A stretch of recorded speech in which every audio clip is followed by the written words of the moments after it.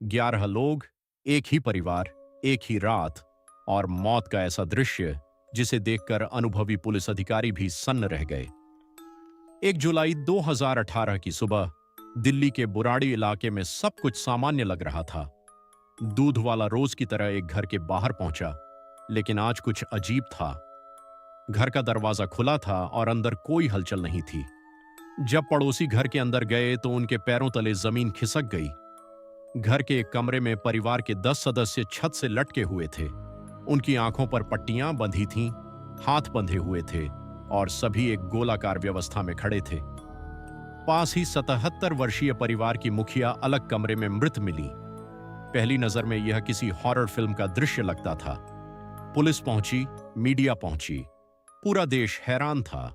सवाल सिर्फ एक था, क्या किसी ने पूरे परिवार की हत्या की है? जांच शुरू हुई। पुलिस ने घर का कोना कोना खंगाला, लेकिन जब उन्हें कुछ डायरी और रजिस्टर मिले तो मामला और भी रहस्यमय हो गया। इन डायरियों में सालों से लिखे गए नोट्स थे। नोट्स में लिखा था कि परिवार को कुछ विशेष धार्मिक क्रियाएं करनी चाहिए। एक जगह लिखा था कि यदि सभी सदस्य खास अनुष्ठान करेंगे तो उन्हें कोई नुकसान नहीं होगा और दिवंगत पिता की आत्मा उनकी रक्षा करेगी।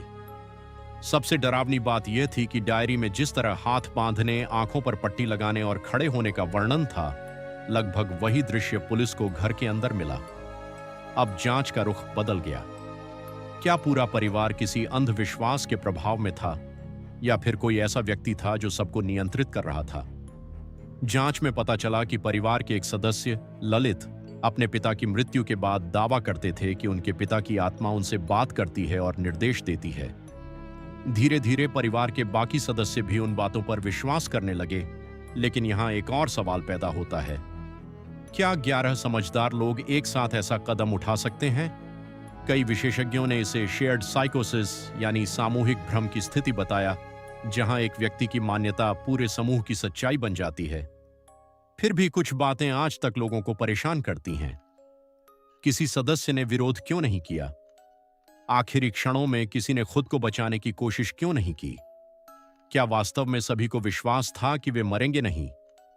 आधिकारिक जांच ने इसे सामूहिक आत्महत्या और मनोवैज्ञानिक प्रभाव का मामला माना, लेकिन इंटरनेट पर आज भी कई लोग मानते हैं कि इस कहानी में कुछ ऐसा है जो सामने नहीं आया। और शायद यही कारण है कि बुराड़ी केस भारत के सबसे डरावने और रहस्यमय मामलों में गिना जाता है। उस घर की दीवारों पर लिखे शब्दों का मतलब पुलिस समझ गई, लेकिन उस रात 11 लोगों के दिमाग में आखिर क्या चल रहा था, यह रहस्य शायद हमेशा रहस्य ही रहेगा।